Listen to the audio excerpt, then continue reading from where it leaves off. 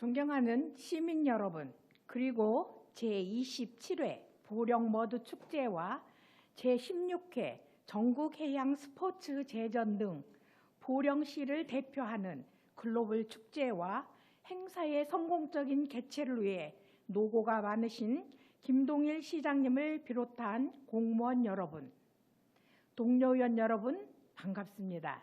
최은순 의원입니다.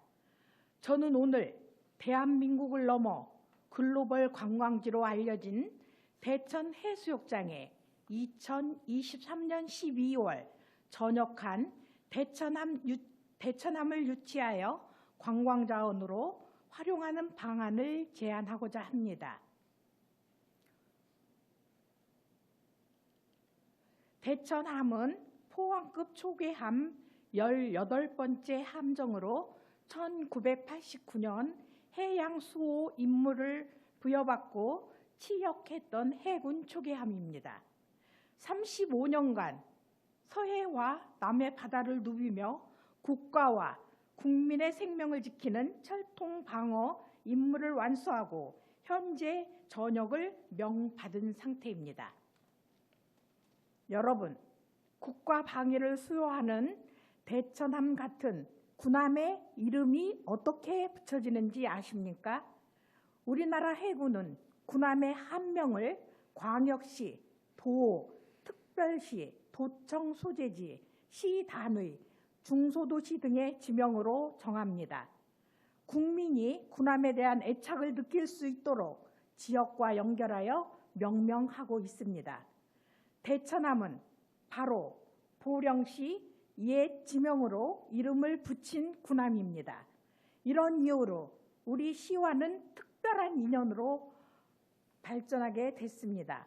2013년 5월 6일 본 의원의 제안으로 보령시와 자매결연을 맺었으며 같은 해 12월 13일에는 해군 제3함대 목포기지에서 당시 이시호 시장님과 이병욱 함장이 우호 협력을 위한 자매 결혼을 기념하여 대천함 명예 함장 의촉과 동판 제막식을 가졌습니다.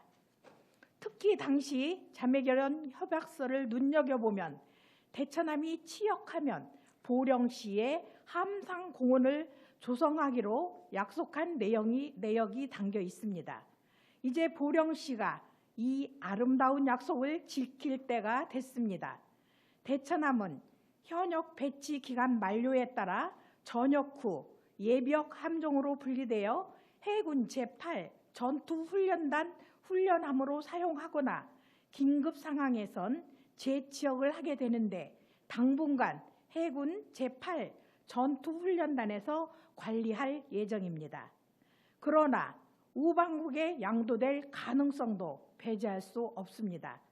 지난 7월 초 우리나라와 베트남 간 정상회담에서 경제, 안보, 에너지 분야에서 협력 강화를 약속한 가운데 특히 안보 분야에서 우리나라 퇴역군함과 경비정 양도 사업이 포함된 것으로 나타나 대천함이 베트남으로 양도될 우려를 내포하고 있습니다. 만일 이러한 우려가 현실이 될 경우 그동안 대천함과 보령시의 관계가 영원히 단절되는 상황에 봉착할 수 있습니다. 따라서 보령시에 유치하여 관광자원으로 활용하기 위한 발빠른 대처와 조치가 시급한 상황입니다. 대천함과 같은 전역 함정은 지방자치단체가 대여하여 함상공원 등의 방법으로 전역 후에 임무를 수행하는 경우가 많습니다. 창원시는 1988년 퇴역한 진해함을 해군으로부터 무상 대여받아 진해해양공원에 전시하여 체험관으로 활용하고 있습니다.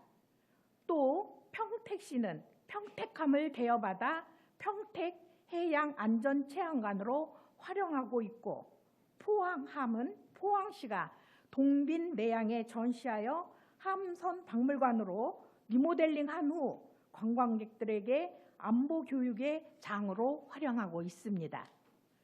특히 서울시는 서울함, 참수리호, 잠수함 등 총 3척의 태역 군함을 이용하여 서울함 공원을 조성, 함상 테마파크로 운영하고 있습니다. 반면 마산시의 경우 마산함은 마산시의 무관심 속에 인천시가 무상을 대여받아 활용하고 있고, 익산함은 익산시의 관심 밖에 있다가 2020년 9월 전역한 후 우방국인 콜롬비아에 무상으로 양도되는 불운을 맞이하였습니다. 연을 만나도 인연인 줄 모르고 연을 살리지 못하는 보령시가 되어서는 안 될 것입니다. 대천함을 대천해수욕장 광장에 전시하여 대천함 광장으로 명명하게 된다면 여름철 성수기는 물론 사계절 가족 동반 관광지로서 역사와 문화를 체험하는 대천해수욕장의 새로운 상징물이 될 수 있을 것입니다. 대천함이 보령 시민의 품으로 돌아올 수 있도록 보령 시민과 의회, 김동일 시장님과 공무원 여러분 모두가 힘을 합쳐야 합니다.